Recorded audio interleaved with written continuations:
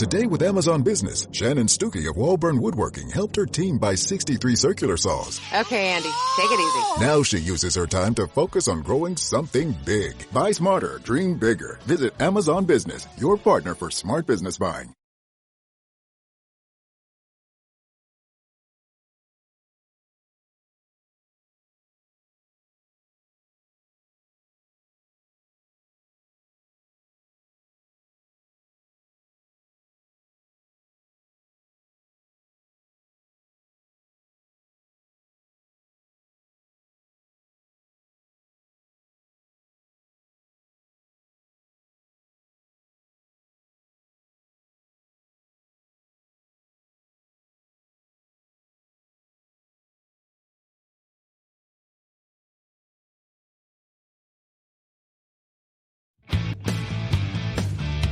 The Big Bark. Listen up, dog owners. It's for you, all you canine lovers. It's your favorite podcast, The Big Bark, with your host, Dara Burke, and canine co-hosts, Bruno and Millie. The Big Bark.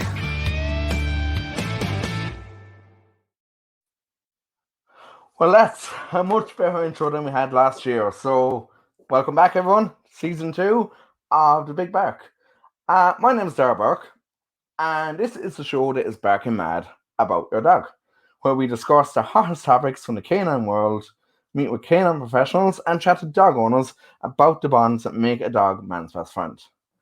Joining me as always are my canine co-hosts, Bruno and Millie, and they are floating around there somewhere. They had a nice long walkies this morning before the rain came, so they're a bit tired after that. You may be wondering what's up with the hat, but I unfortunately lost a poll on Instagram where the options were to wear it and make myself look as pure, decent culture as possible, or to douse it in petrol and burn it. I was really hoping for the later option, so I'm hoping Bruno might help me out.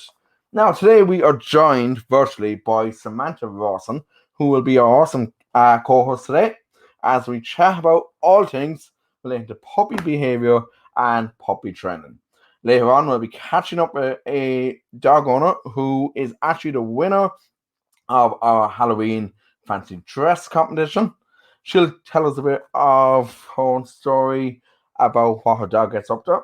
Samantha will be offering her own advice, and we have a Q&A session where we took part in during the week. We put up a Slido link and got people sending their questions for Samantha, and we'll be doing that a bit later on. We have a few big announcements coming later on, and we have a couple of product reviews as well. So first of all, let me welcome Samantha Rawson. Samantha, welcome to the show.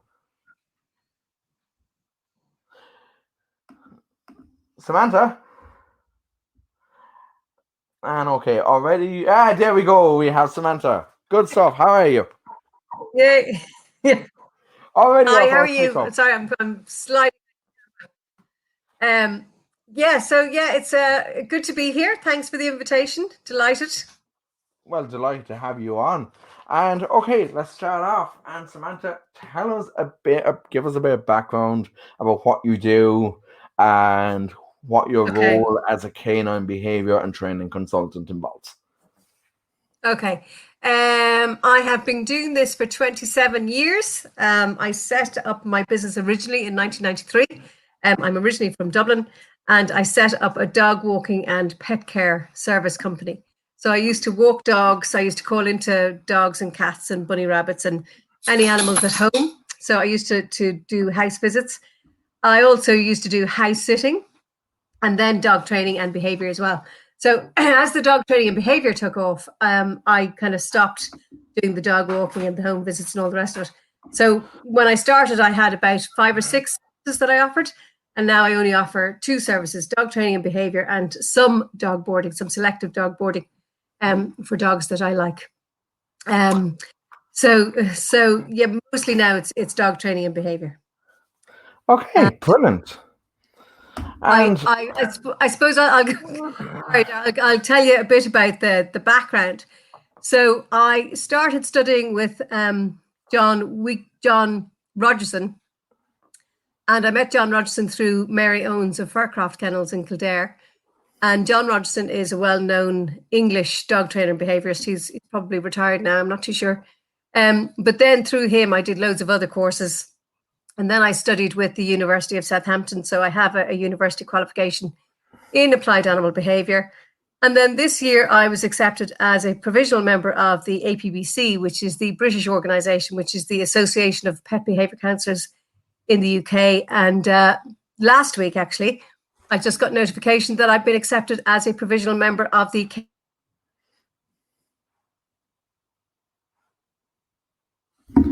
Samantha, I think we lost you.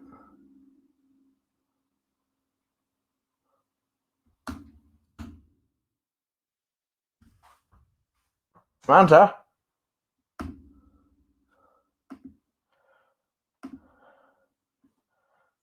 Okay, I think Samantha's having a couple of video problems there.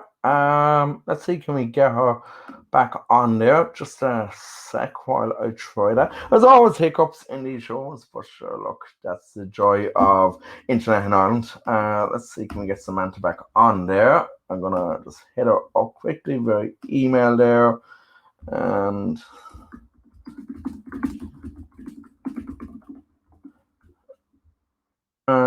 okay, let's see. Yeah, okay. So we lost Samantha. Hopefully we'll get her back really quickly. While we're waiting for her, I'm just gonna kind of quickly dive in and tell you kind of what's coming up today. Okay, I know I went through this a small bit, but we have our announcement regarding our Christmas shows coming up a bit later on the show. We will be announcing our winner of our Halloween fancy dress competition. You're gonna love this. It's a brilliant outfit, and fair play to both the dog and the human in this case here. I'm just hoping I'll get Samantha back shortly. But in the meantime, wow, thank God I have a backup plan this time. So I'm going to give you a little bit of background of what's going to happen later in November. And I'll go into this a lot more detail later on. We have a business showcase that we're running on the last weekend of November. And that will be on Sunday, the 29th of November. So what that will involve will be a series of different Irish-owned dog-related or pet-related rather businesses that will be displaying their products on the show, telling people what's going on about their products, how they came about the idea, and we'll just be giving people a real Irish feel to what Irish-owned business can do in the run-up to Christmas. So it's something I'm really looking forward to. We're going to have a bit of live music actually on that show as well. I'm just trying to get Samantha back to see. Okay, so yeah. So look, hold on. I think we have Samantha back.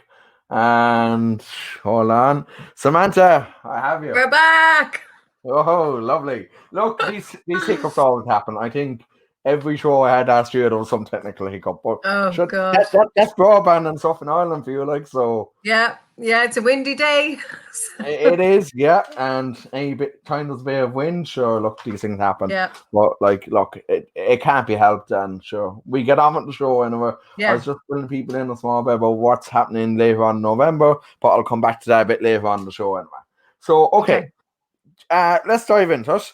And so you're 27 years doing this. How much training would you do with the younger dogs, like puppies? I suppose technically I would train my own dogs nearly every day, in that I expect manners from my own dogs. Even with a very young puppy, they don't get anything unless they sit. So, if I've trained them to a crate and I'm opening the crate to let them out for a pee, they have to sit before I'll actually open the door. And then when I'm letting them out the whole door, they have to sit at the whole door before I'll open the whole door. And the same thing coming back in. So if I'm bringing them back in from outside, they'd have to sit at the door before I open the door to let them in.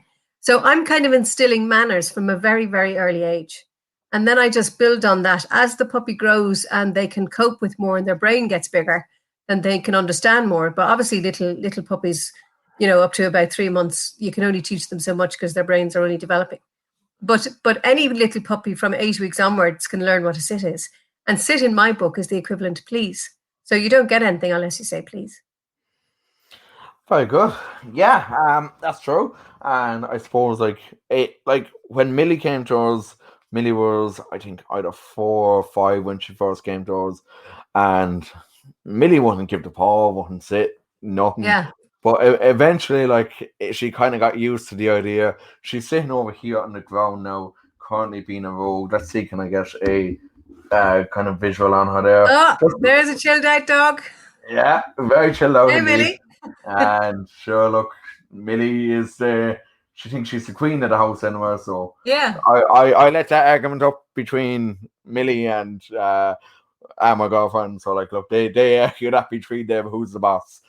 But she is like much better now at saying, and like it might take her maybe 5 or 6 attempts to give the paw if we're asking for the paw for a treat, but she still does it eventually. yeah. So I do think myself that training at a very young age it's very important.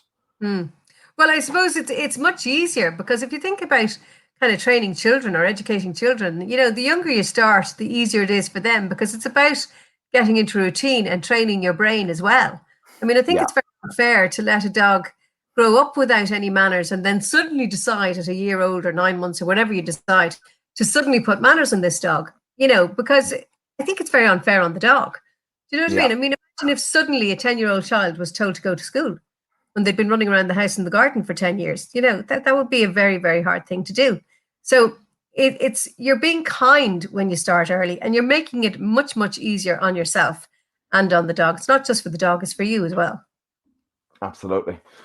And okay, so just talking about dog training in general, there really in the last, I suppose, 15, 20 years seems to be a complete push away from the punishment style of dog training globally. And there is a huge emphasis now on positive reinforcement. Yeah. It's great that we've gone away from the cruel side and the choke chains and basically, if you didn't do what you were told, you got a wallop or you got some kind of, physical aversion or physical shock of some sort, whether it be a slap or a jerk on the lead or whatever. Now it's all positive reinforcement and very much reward based. However, the general public seem to perceive that the word reward means food, and it doesn't. A reward is anything the dog wants. So that could be food, it could be your praise, it could be your company, it could be the crisp bag on the ground, it could be the ability to cock their leg on the next tree. So a reward is anything the dog wants. And it's about kind of knowing what your dog wants and manipulating those things so that the dog gives you a behavior and then gets a reward by being allowed to do what they want. So when I'm training dogs, I kind of often ask owners, does the dog have to give anything in order to get anything? And by that, what I mean is that it should be a reciprocal relationship, because otherwise you're just the servant for the dog. You're working and paying all the bills. And, the dog says, I want, I want, I want. I would like to think that it's a reciprocal relationship, that I meet the dog's needs and the dog meets my needs, but that it kind of asks instead of demands. So, as I say, a sit is please, a down might be pretty, pretty please. Barking, I would consider demanding. Being quiet and looking at me with those gorgeous eyes, that'll work. Do you know what I mean? So I don't mind the dog manipulating me, but in a mannerly, quiet way instead of a boisterous, demanding, loud way. Yeah, absolutely. I've got my own two here. Like you mentioned, the crisp packet. It's very strange. It's become something like that Bruno just loves to pick up and just walk away with, take it to the room with him. Whereas like before, it used to be my socks he take it out. Right. Like he's really changed. Like, and he just he prefers the crisp packet now just to take that away. Yeah, I mean the thing about when dogs collect things, Dara, especially labbies or any of the gun dogs, when they collect things, they're selectively bred to collect things. And one of the most common issues that I come across is people who have pulled the item out of the dog's mouth. So say, a dog picks up a sock and walks into the sitting room with it. The family or the owner immediately jump up and grab the sock off the dog. Eventually, that dog is going to become very, very peed off with that situation And when he finds something that he's not prepared to surrender, he will start growling. And that's usually because the owners have constantly pulled things off him. So what I try and say is to work with the dog. So if the dog comes down with a sock or a pair of knickers or whatever the hell it is, you go, look at you, aren't you great? Who's a super baby boy? What you got there? Do you know what I mean? And you praise them, because in the dog's head, they think they're wonderful anyway, because that's what they were bred to do.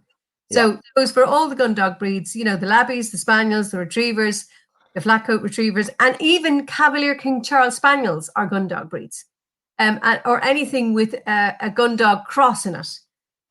So I always say to people, if your dog picks up something, regardless of what it is, you always praise it.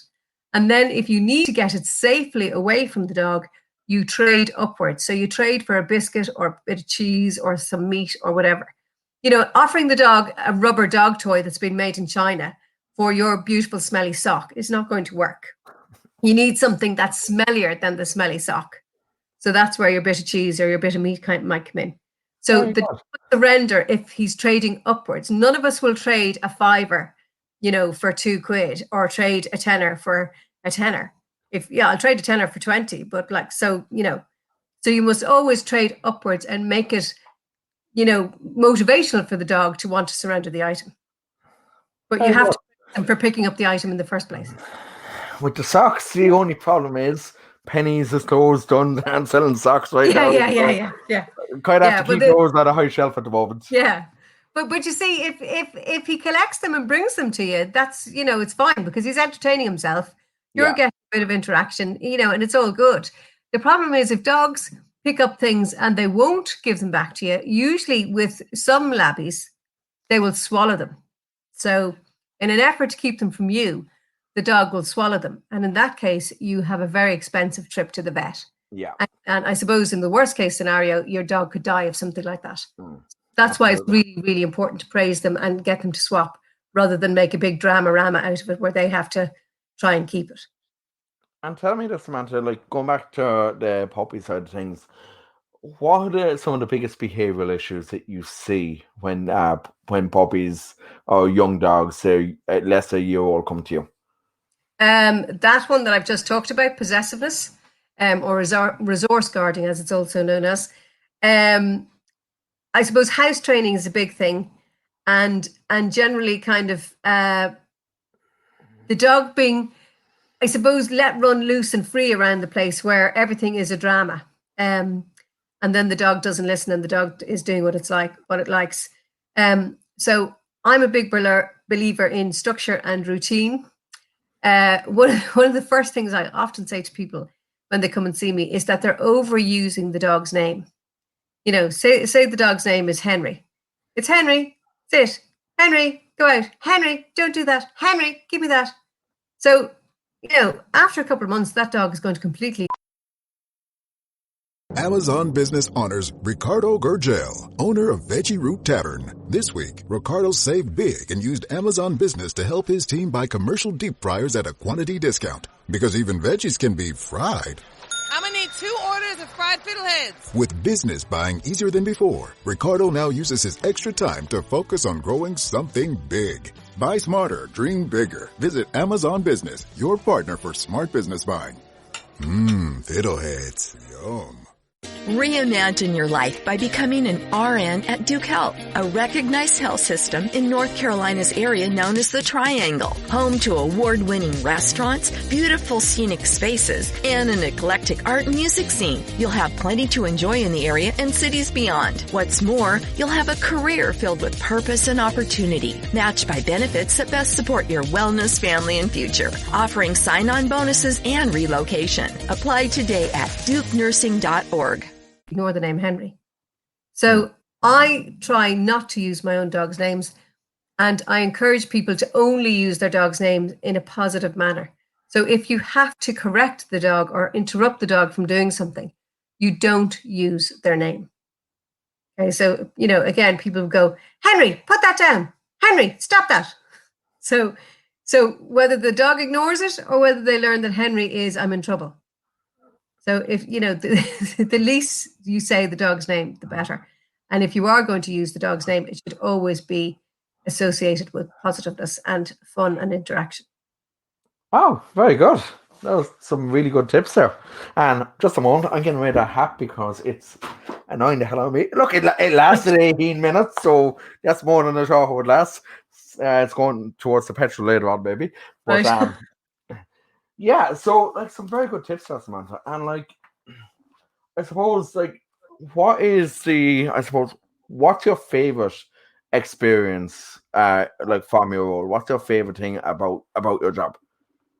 I suppose being trusted enough with owners that they kind of let me into their homes and into their lives, and that they feel safe enough to share information with me in order to help me solve the problem. Like sometimes if I can't get to the root of the problem, I have to kind of, it's almost like a counseling session, and I have to sit with the owner and, and slowly tease out the issues Mm. until eventually the owner will feel safe enough to tell me what's really going on. And it's a huge privilege when you eventually get to the root of a problem, and it might have taken a few hours, and Yeah. then the owner kind of opens up to you and almost bears their soul to you in order to help the dog. I mean, that's and what I've learned over the years, Dara, is there is no such thing as a bad owner, because if they come to me or they're watching this now, they're obviously interested in their dogs. So sometimes people say, "Oh, Samantha, you must think I'm a terrible owner." Sorry, the fact that you've picked up the phone to look for help, that means you're a fabulous owner. you know? Yeah. So I think people are afraid of being judged, or the dog trainers and behaviorists know it all, and that they know nothing. And that's not the case. I mean, this profession is incredibly interesting because you learn something from every owner and every dog. The day you know everything, you might as well give up. So, it's a huge privilege to do the job. And as much as I love dogs, it's the owners that pay me. So it's the owners that have paid my bills over the years and paid my mortgage and allowed me a very privileged life to work with dogs. And like the fact that you've been going 27 years, you said, isn't it? Yeah, 27 years, yeah. Like you must have seen over the course of that time so many changes in like, especially we talked about earlier about like how it's gone so much from negative or negative kind of and punishment Punishment. based out to positive reinforcement and reward based. Yeah. Like it must be really interesting to see how dog training has evolved. Yeah, it is very interesting. But I suppose the thing that worries me slightly, Dara, is that dog training now is all reward, reward, reward, reward, reward, reward. And one of the questions I'm asked is, what happens when I take the reward away? So, as I said earlier on, a reward is only something that the dog wants. So the reward could be your praise. It doesn't always have to be food. And I suppose the thing that worries me now about dogs is that they're almost seen as the panacea to everything. People want therapy dogs. I don't mind, genuine cases where maybe a child has autism or something. But now there's a kind of a trend towards, I need a dog for this. I need a dog because I'm anxious. I need a dog because I'm lonely. I need a dog. Do you know what I mean? And I often wonder about the dog's role in this, that years ago, dogs had quite a simple life and nothing was expected of them. Whereas now they're seen as the panacea to all our little emotional worries, and, that they've become a much bigger emotional cushion than they used to be. So I wonder, where that's all going to end up. Yeah, it's definitely one that's very interesting. All right, like completely get what you're saying. Like you have literally and you have therapy dogs for nearly everything now. For everything, yeah. And I suppose part of the problem there as well is like there's a lot of, and you see this where a lot of the US airlines, they'll only accept the likes of therapy dogs that are actually certified. Yeah, because a lot of therapy dogs are, people are just saying that's my therapy dog. They're not actually a certified therapy dog. Yeah, I mean, years ago I had a case, and it was very, very interesting because it was a lady who ran a hospice, and she had this Labrador, and she invited me down to train this Labrador. And I said to her, "What is the role of this Labrador? What do you want this Labrador to do?" And she said, "Well, I want it to be the hospice dog." Now, this dog was very shy and nervous and really didn't want to be petted by loads and loads of different people. So I said to her, I said, so you are the manager of this place. When you're hiring nurses, do you not have a set of criteria that you use in order to hire staff? And she said, yeah. And I said, well, it's exactly the same for the dog. You need to know what the criteria is, what role you want this dog to fulfill, and if it's the suitable candidate. And I had to end the session by telling her that, in my opinion, this dog was not a suitable candidate for the role that she had in mind. So not every dog is a working dog. Not every dog is a therapy dog. You know, it's like if I went out and got a basset hound and I wanted it to jump a 6-foot high jump. It's not possible, no matter how good a trainer I am. Yeah, absolutely. But you've got to think of the dog as well. Yeah, and I know from my own experience, I do see Bruno and Millie, like Bruno is crossed with a Bloodhound Labrador. So Right, Bruno okay. is a completely and utterly different dog to Millie. Yeah. Like Bruno, the nervousness is there. He's a lot more nervous around people he doesn't know than Millie will be. Millie just walks over to anyone and would say hello. She has no concept of stranger danger whatsoever. Okay. But What kind of dog is Millie? Millie is a golden lab. She's the right, one that you okay. just saw there earlier on. All right, yeah. So like she's the just other a guy, complete Bruno, rogue. if he's a basset hound, what did you say? A basset cross? Bloodhound. Oh, bloodhound cross with what? Yeah. A lab? Cross or a black lab, yeah. Oh wow, okay, because he would make a fabulous tracking dog. Yeah, you know, it's interesting. Anytime I take him out for a walk or anything, straight away you can see the bloodhound and the way the nose goes down. Yeah. And he's really inhaling every scent going. So I mean, a great exercise for him would be if you went out and laid a little track and got him to follow it.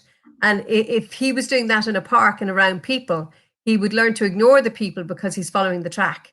And in that way, they'd be in his periphery rather than in his kind of, you know, in front of him that he has to deal with. They would be more in the background and in the periphery of his awareness. So that's something that you might consider with him. Absolutely. That's a great idea.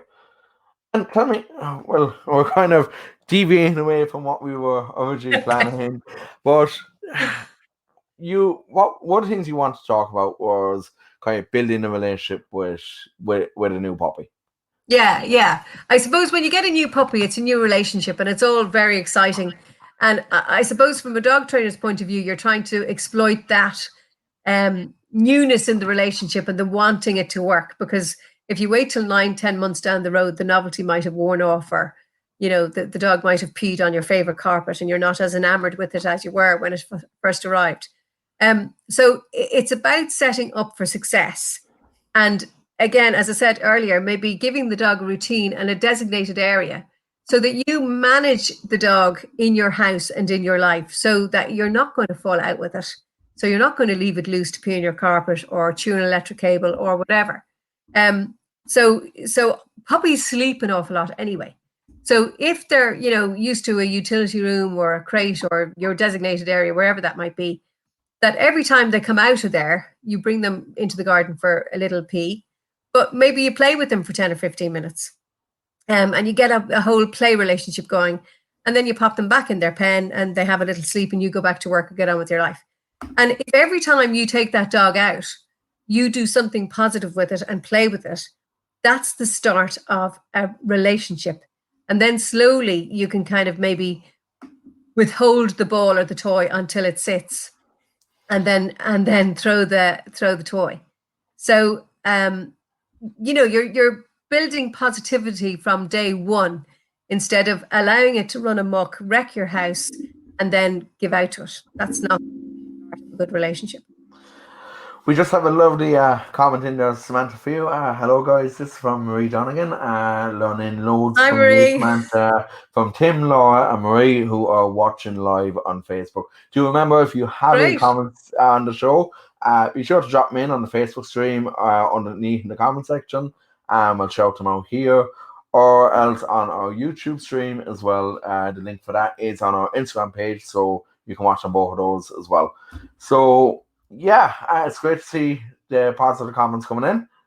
Great. And it's so great, Samantha, to have you on to get so many of these wonderful tips. Like I wanted to have you on actually since you were on the last time, because yourself and Dr. Sharon Alston during the episode we were talking about, like all the dog kidnappings. Yeah, and and the animal welfare. legislation, and yeah. And like that was Keep an just eye a on that. fantastic show, and it was actually one of our highest rated shows of last season. Oh, great.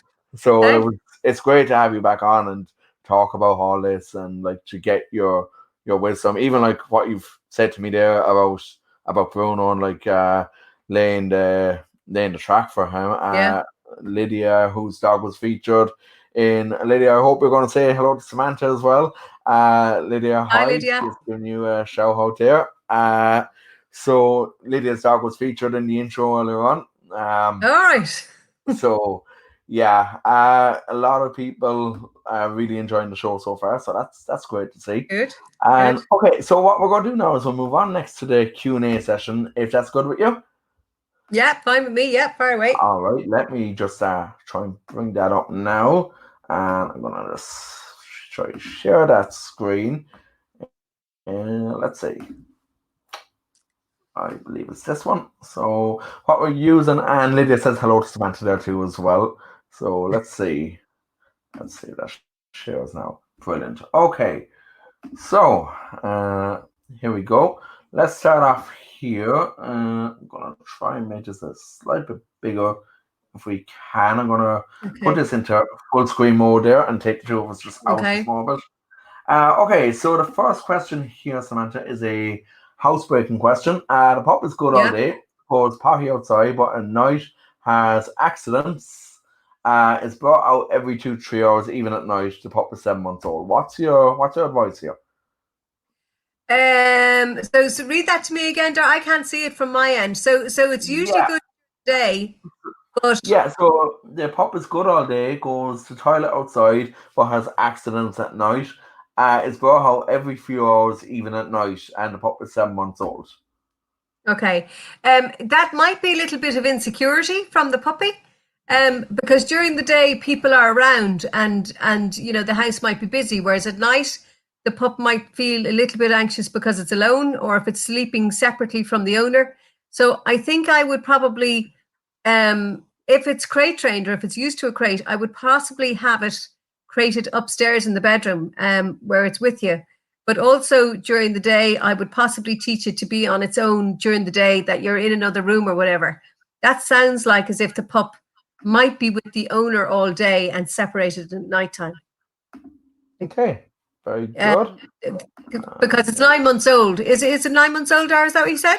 7 months old, I believe. Well, 7 months old. So it should be well on the way to being housed. I suppose the question to ask is, how long can it be clean for during the day?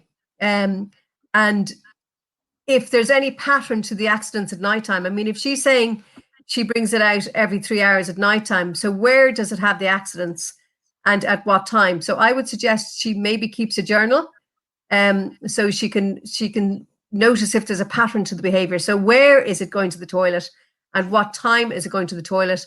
And obviously house training is directly related to feeding.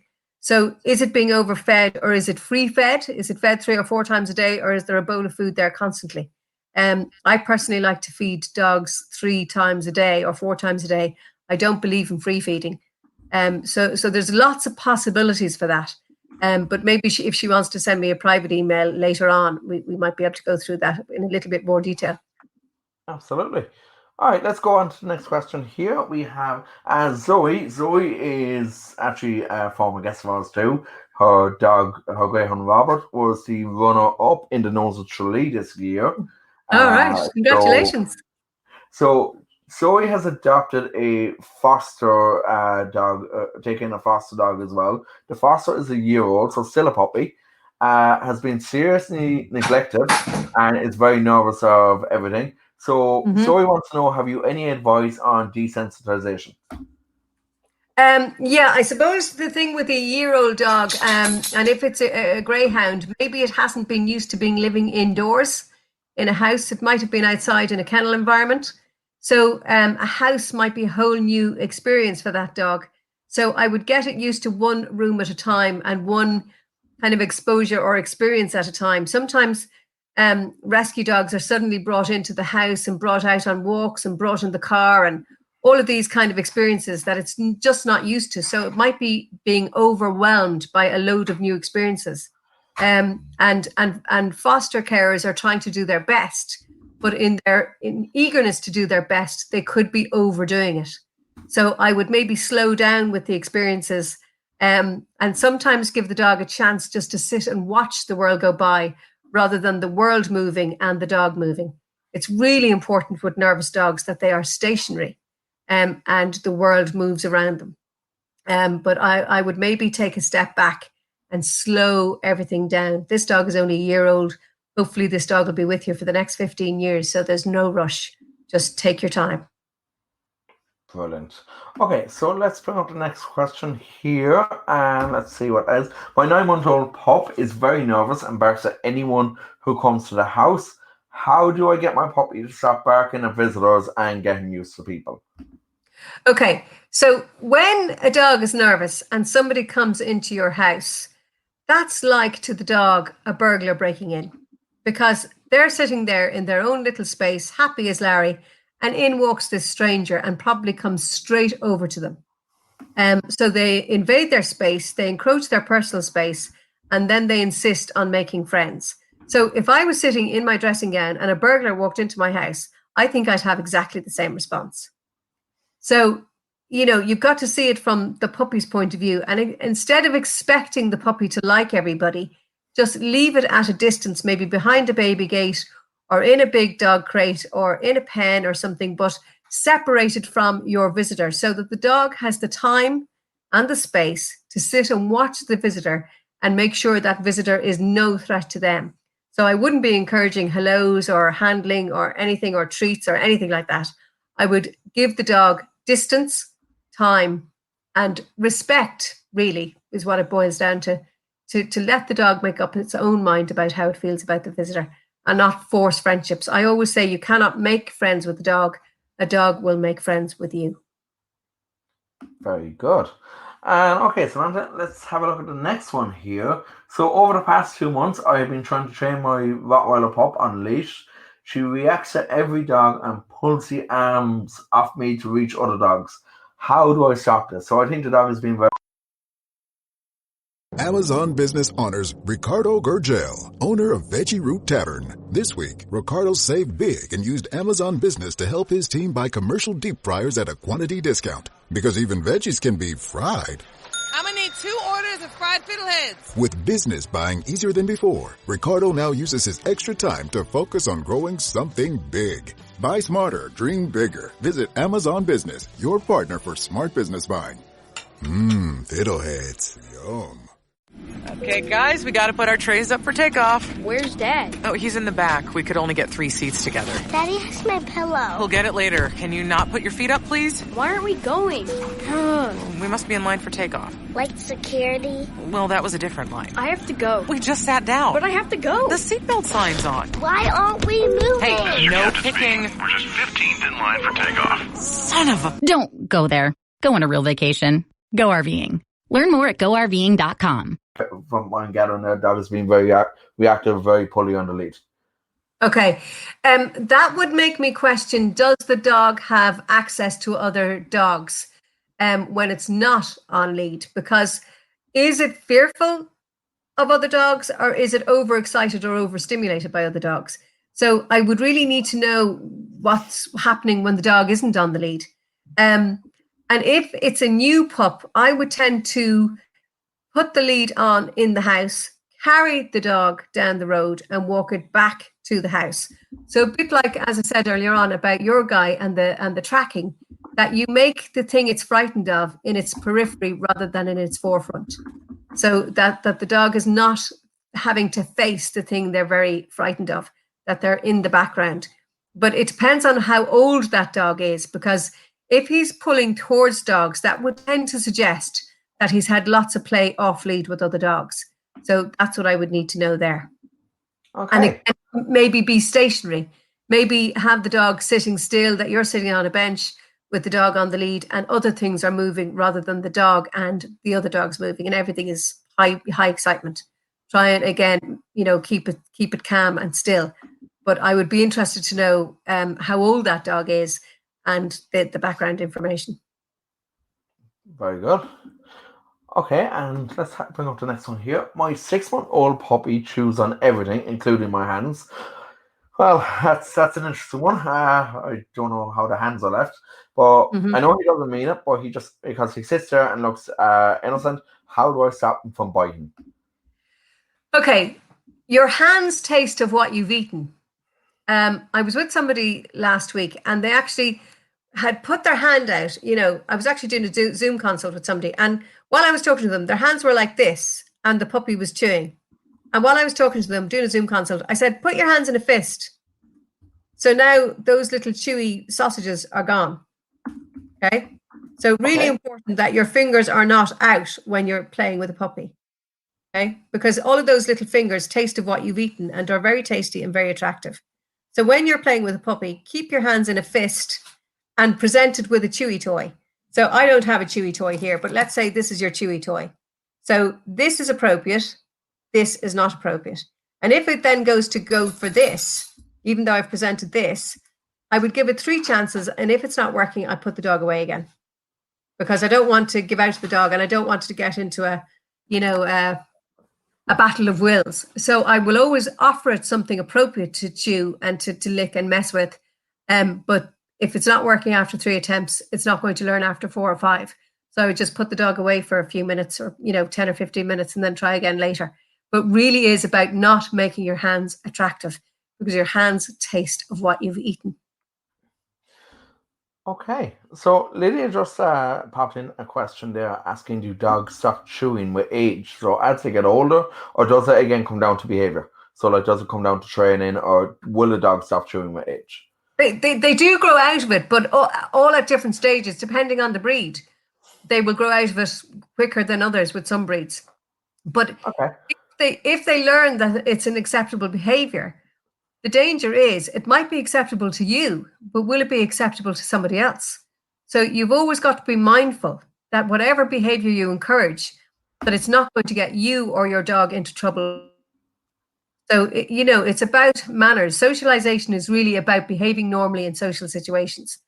So it's the dog at what you accept, what behavior is acceptable in normal social situations. And you've got to remember that if you want your dog to be a mannerly dog, you've got to consider other people. Okay. That's really good advice. Thanks for that, Samantha. Okay, and Lydia just said her dog is a Cairn Terrier cross with a Border Collie.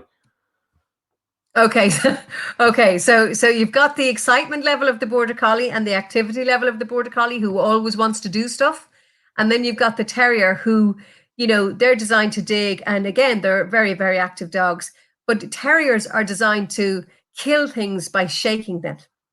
So they would find a rabbit or whatever, and they'd shake it to kill it. And then they like to, if you ever give a Terrier, a cardboard box or a bit of rolled up newspaper, they will love to kind of get it under their paws and kind of just take it with their teeth and tear it apart.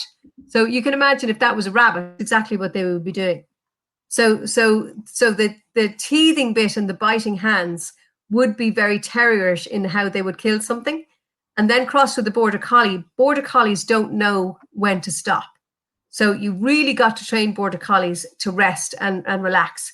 So it's important to train Border Collies or any kind of collie mix to relax either in a crate or behind a baby gate, that you're not available for action 24 hours a day. So it's an interesting mix that she has there, a little terrier and a collie. So you can imagine the instinct of those two brains going on in that little dog. Absolutely. I've met Lydia's dog before, and definitely has a lot of energy, all right, that's for sure. Right. So I would suggest lots of little different toys. And again, rotate the toys. Highly intelligent dogs get bored very, very quickly. So if you've given her 2 or 3 toys, maybe leave them with her for 3 days, but you've got to take them away and give her another 3 toys. So they're highly intelligent dogs and they get bored easily. So it's really about keeping them entertained, but also teaching them when it's over, I suppose, and when you need to relax and just chill out for a while. Okay, so we have a few more questions to go. We'll take a few more here. What is the most common mistake that people make when trying to train their puppy? Using their name in correction, so they say the dog's name when they're trying to correct the dog. And I would say, with all due respect, giving the dog too much freedom, too much freedom to run around the house and get the dog into trouble. I mean, dogs will do what dogs do. So dogs will pee on the carpet. They will chew electric cables. They will jump on countertops. They will roll in fox poo. So it's really about whether we allow them to do it. So, and that's why designated areas and restricting access to areas around your house is really, really important. If you had a small child and they were being very creative and drawing on your wall, you wouldn't go, stop that. It's a child. It's being creative. You'd say, sweetheart, here's some paper and crayons. Draw on this. So you give them an alternative. So it's not about saying, no, you can't do that. It's about saying, I appreciate you need to do it because you're a dog, but I'd rather you did it this way. And giving them an appropriate outlet rather than giving them free access and then giving out to them for being a dog. Okay. That's very good. Let's see, we have 3 more here. Okay, so the next one, and this is actually a question like that I've heard of some studies that do tend to think that some dogs are smarter than others. So I assume by this, so they mean are some breeds smarter and easier to train than others? Studies suggest collies tend to be smarter than other breeds. Is this true? Yeah, it is true, because some dogs are designed to work. If you think about collies, they're bred to collect and herd sheep, right? So the history of a collie was that it lived in a mountain, up a mountain, usually in a rural area with the shepherd. So it had a very close bond with the shepherd, but also, it didn't have to deal with loads of other people, and it had a job to do, and it had work to do. So it got an outlet for its brain. It had a close relationship with the shepherd and really didn't need to deal with anybody else. So any dog that still has a working heritage, so your collies, your German shepherds, your Belgian shepherds, your Labradors, your Spaniels, all of those breeds that are still used for work are highly, highly intelligent and want to work and want to please man. If you think about the sight hounds like the Afghan hound or, a borzoi or something like that, they're not bred to have a relationship with man.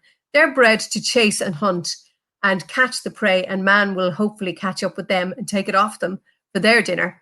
But they're not trained to retrieve. They're not trained to chase that rabbit and bring it back to the man. They're just trained to chase it and to see things at great distance. So the name of the dog will usually give you an indication of its trainability or what its original job was. Terrier means ground. So terriers were bred to dig. The hounds were bred to hunt. The collie just means little dog. Shepherds, German shepherds, the clue is in the name, shepherd. Do you know what I mean? So most of the working dogs are easy to train, but an awful lot of the mixes are great dogs. So my dog is a collie cross. I have a German shepherd cross. Do you know what I mean? Sometimes the pure breeds can be a little bit single-minded, dare I say.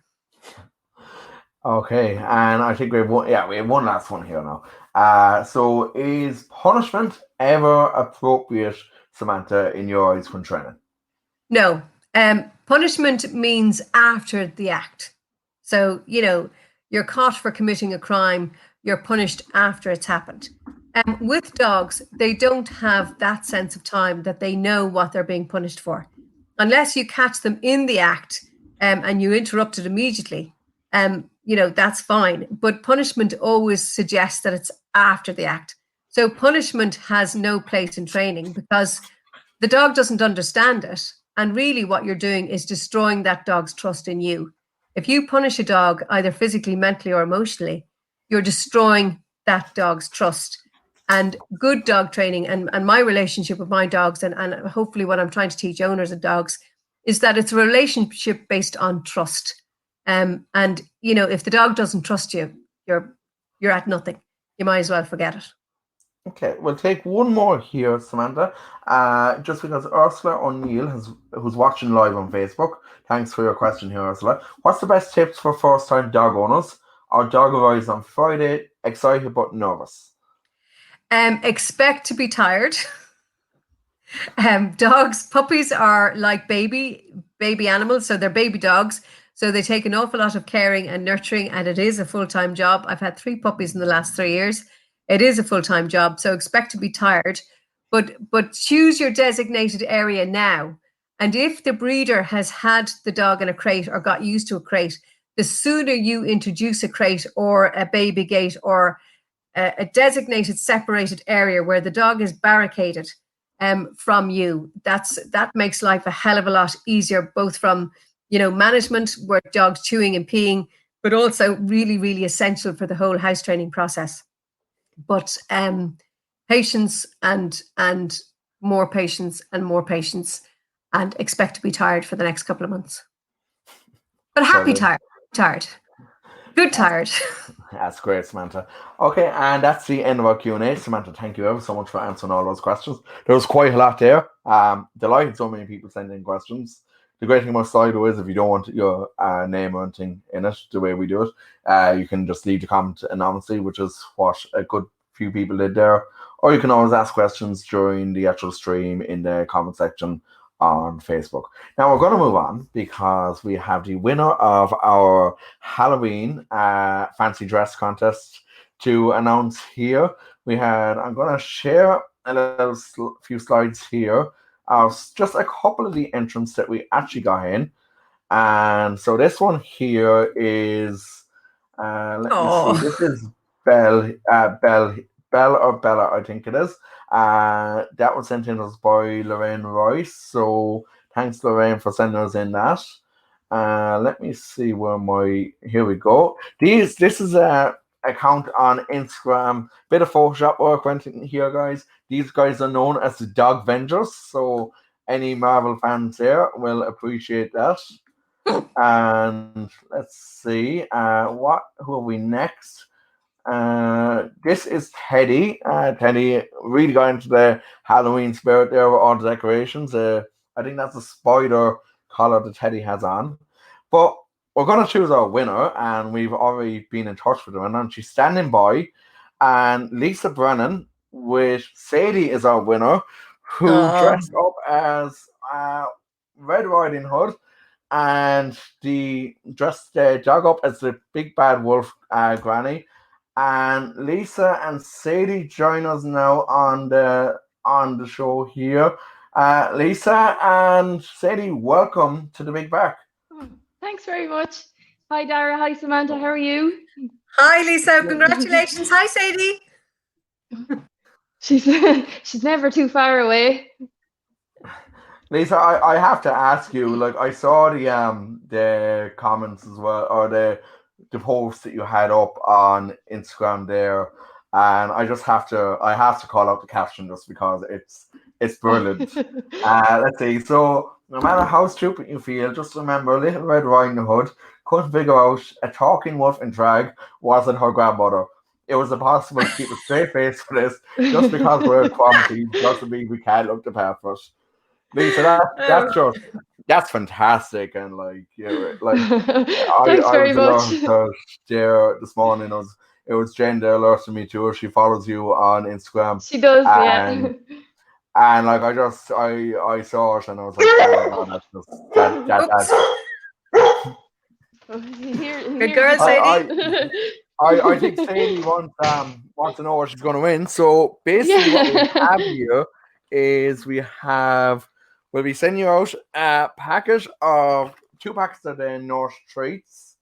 Very nice. These ones here. There is a raw chicken with fruit and veg, and there is freeze-dried raw salmon skin rolls, 100% natural, and we'll be sending, that's from North Pet Foods, and we'll be sending you out 100 mutt mitts as well, courtesy of Mutt Mitts Ireland and Kieran Sheehan. Oh, thanks very much, Sadie. I'll be delighted. Brilliant. That's awesome. Well done. Well deserving. And listen, Lisa, thanks again for joining us on the Big Bark. Before you go, I'm just going to ask you a small bit about what's the bond like with you and Sadie like? Oh God, we're best friends. She's never far from my side.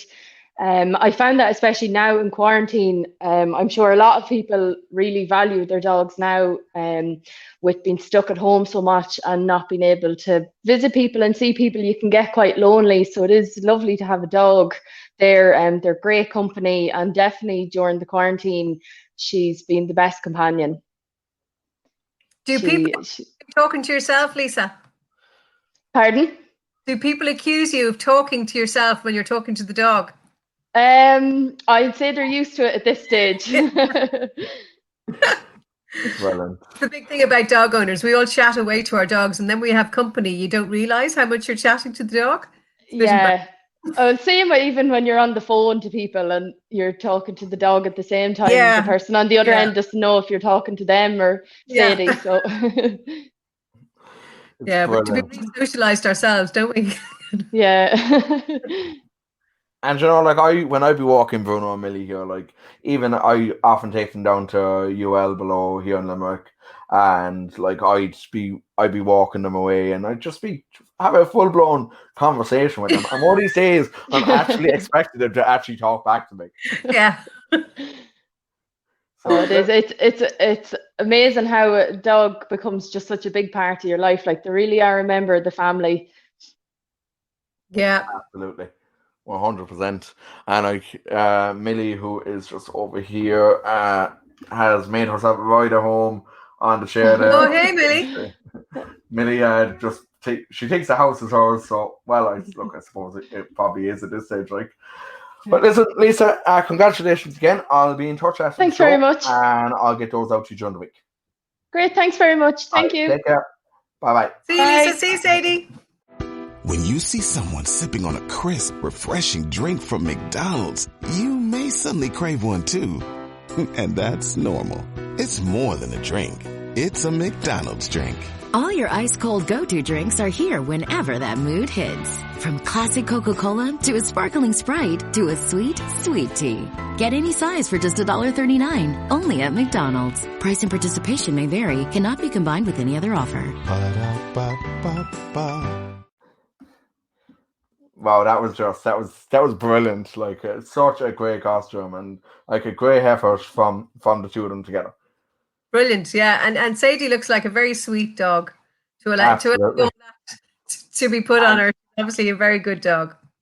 And just touching on what Lisa said there, like about how not even reliant, how close everyone has become with our dogs, especially during lockdown. Like, and now that we're back in lockdown 2.0. Yeah, God, yeah. I mean, I know I was talking about kind of people over relying on their dogs, but I suppose this year really we've all really begun to appreciate exactly the role the dogs play in our lives. That they are a constant source of companionship. You know, it's lovely that they're there all the time. That even if you live alone and you have a dog, you don't feel like you live alone. And then when you go out and you come back from the shops, they're there going crazy about you. You know, that they're delighted to see you. You might only be gone for 20 minutes, but there's a big hoo-ha when you come back. And no person gives you that kind of unconditional love, no matter how much you love them.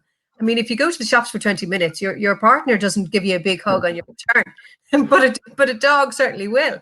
And I suppose that's invaluable when our lives are halted to the way they are at the minute.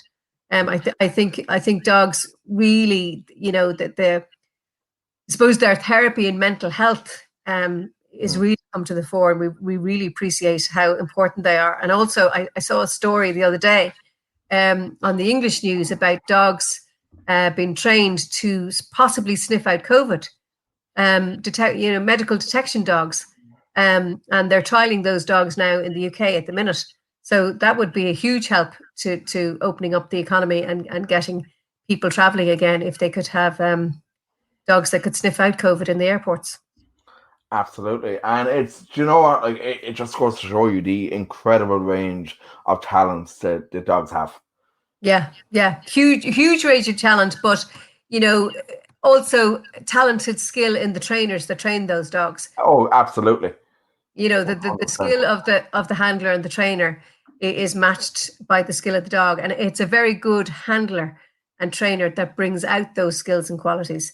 So not everybody can, you know, train a medical detection dog or a therapy dog or otherwise. It's years of learning and training and recognizing the abilities of a dog, but also the limitations of a dog. As I said earlier, not every dog is up to the role that we want them to perform, and it's knowing how to I suppose, recognize their qualities, but also recognize their limitations. Absolutely. So I'm going to move on, and I'm actually going to have a look at the products. Just give people a show of the products that I was talking there a few minutes ago about. The ones that we're going to send out there to Lisa and to Sadie. Well, obviously, Sadie's going to be enjoying these. So these ones here are what are called from a company called North Pet Foods, and they are. Let me see if I get down to focus here. They are raw salmon skin twirls. Now, if you look at the bottom here, it is literally 100% hand rolled raw salmon skin twirls, and it's literally just 100% salmon. Now, Bruno and Millie are kind of asleep. I'm going to see if I get Millie over here. You're going to come over? Come here. Come on. Come on. No, Millie's not moving. Oh, well, Bruno is on the way here. So now that Bruno is here, I'm going to just move the camera to Bruno. And come here. Hey, Bruno, sit. Sit. Good boy. And Bruno really likes these treats. He had a few earlier on. I'm going to have to, I suppose, give one over to Millie. She's not going to move here at all for me. Yeah, man. Come on. Come on. No. Well, she won't move. It's like, just throw it to me. I'll catch them. They're really fond of these treats. Only got them during the week and have been trialing them for the last few days. And then you have the other ones, which are the raw chicken with fruit and veg. So the fruit and veg in these are blueberries, carrots, garden peas, sweet potato, and kelp. And like even the smell of these, like and Bruno has decided he wants one more as well. I'm gonna try and see, can I show one on the actual camera here, just to show what these are like. The guys I was talking about, even in North, has said these are very popular among trainers as well. Like they're small size, so they would be good for trainer treats. Would you agree? Yeah. I mean, food is money, so the least pay, the better. Exactly. Now, are you going to come over? And I'm going to see if Bruno will do. And they're made in Ireland, are they? Where are they made? They're made up the north. They're made up in Tyrone. All right. Okay. So Bruno has decided he's giving me the paw. He's taking it whether I want him to or not. So there you go, buddy. There you go. Goodbye. And I'm going to see, can I get Millie? Here, Mel. Come on. You are not moving off that chair, are you? Oh, God. Oh, there goes my remote control anyway. So they love those treats.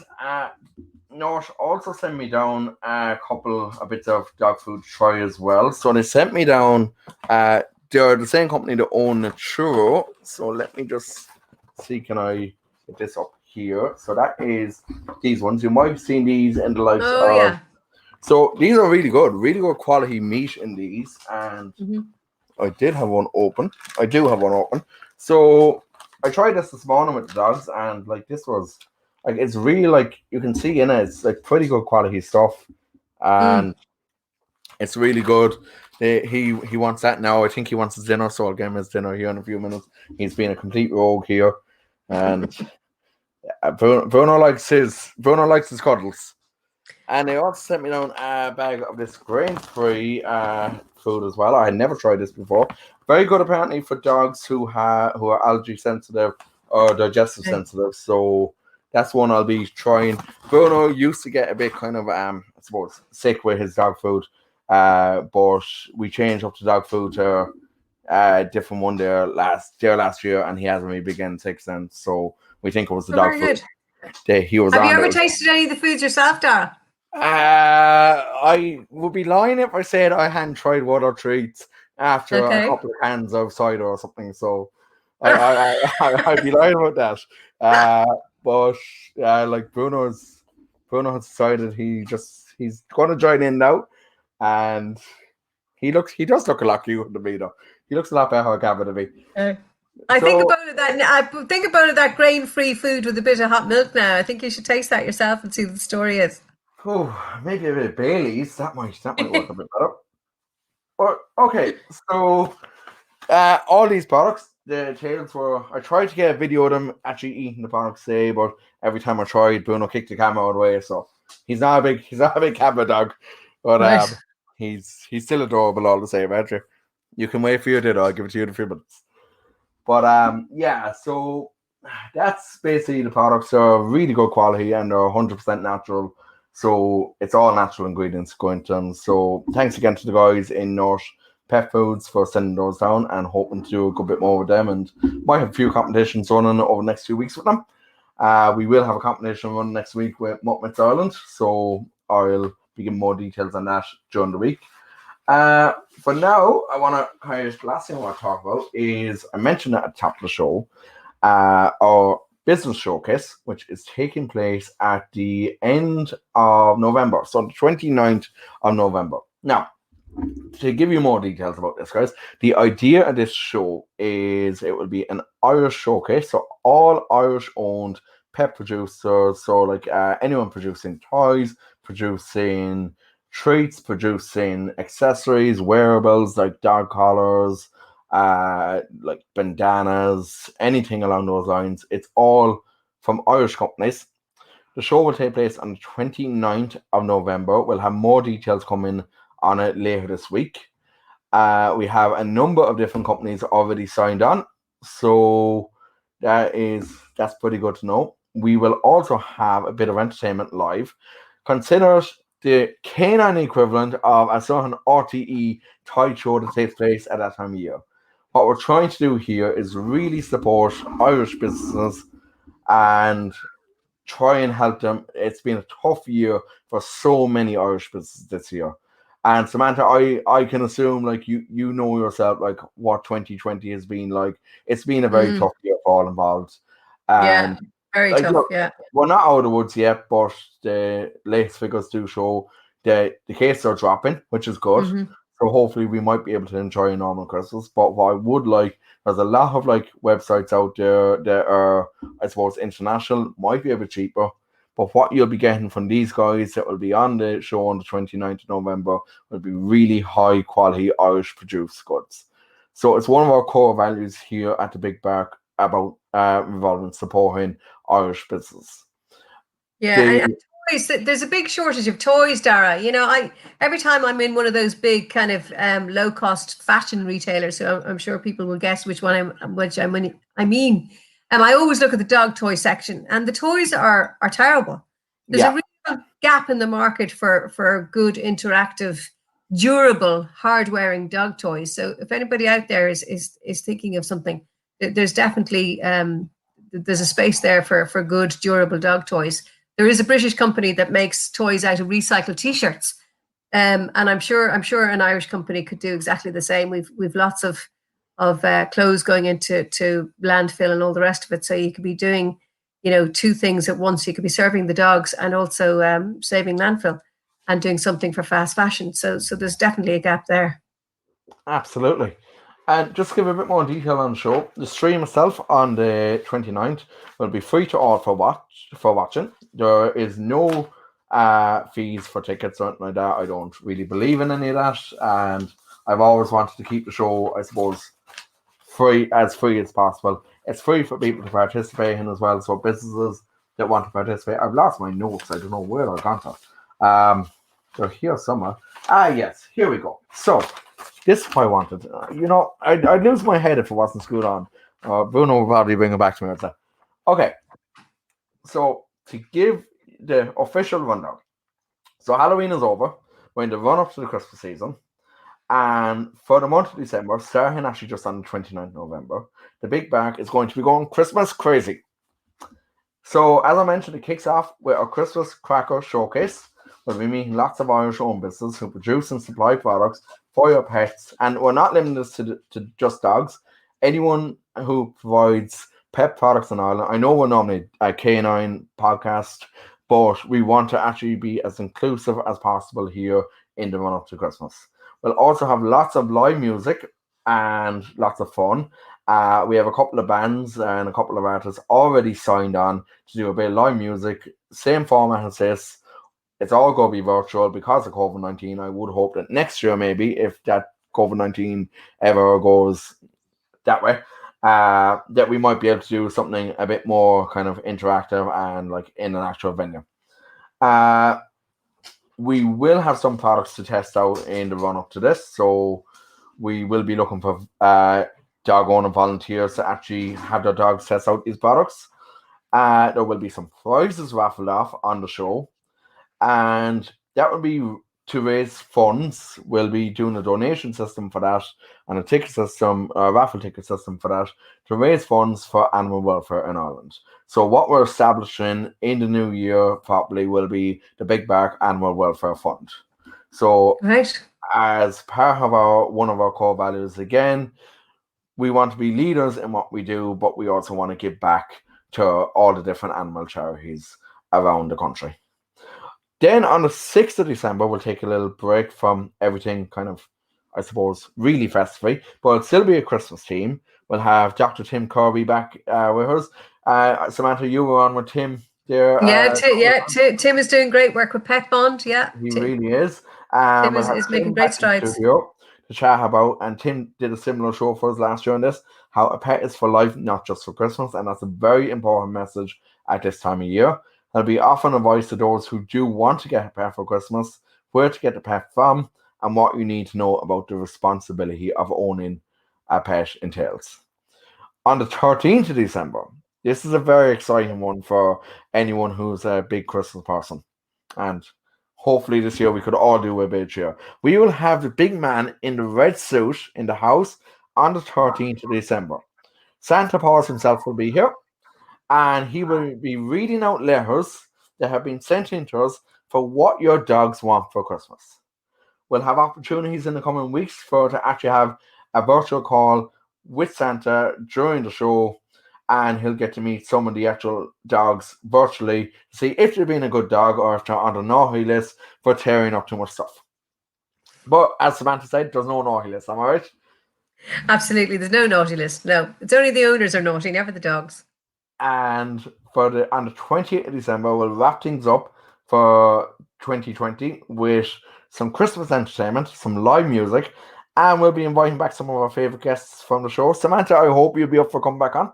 Indeed, I will. December the 13th is my brother Timmy's birthday, so shout out to Tim. So yeah, we'll certainly take part.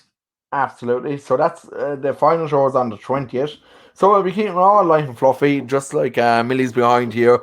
This dog sheds like no dog I've ever seen in my life before. But that's basically what's coming up for the month of December. Then that's more or less it for this evening.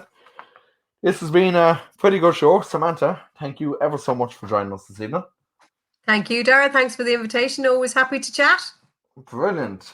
So, and thanks again to Lisa and Sadie for joining us, and congratulations to them for that fantastic effort that they put in. And thanks to everyone who entered our competition as well for the fancy dress.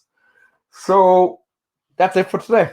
Join us next week where we will be switching gears a bit, and we'll be talking about canine injuries, physiotherapy, and canine first aid. We'll have a new co-host. We have canine physiotherapist Karen Kennedy on with us next week for me on the work. And we'll be chatting about why it's super important to know the different injuries that dogs can get. And Karen will be telling us what she does as a canine physiotherapist and how she treats different dogs' injuries. So, make sure you subscribe to the podcast on iTunes or Spotify. The audio for this will go out on tomorrow on iTunes and Spotify. And that way then you'll never miss one of our audio episodes. We are now on Patreon as well. So if you enjoyed the episode and if you want to get behind us a bit more, head on over. I'll put the link up in a small bit on Facebook for you. And by becoming a patron of the show, 20% of your donation to the show will go into our animal welfare fund to be distributed amongst animal welfare charities throughout Ireland. Not many people who have Patreon accounts that are actually doing that, so it's something that we're glad to do and give back to the animal welfare community. Check us out on social media channels. You'll find us on Instagram, Facebook, and Twitter under the Big Bark Podcast, and you'll find all the links in the description below once the video finishes. So that's it from all of us here and from yourself, Samantha, as well. Have a back in my week, and we'll chat to you all next Sunday for our next episode. Thanks very much, and take care. Bye. The Big Bark. Listen up, dog owners. It's for you, all you canine lovers. It's your favorite podcast, The Big Bark, with your host, Dara Burke, and canine co-hosts, Bruno and Millie. The Big Bark.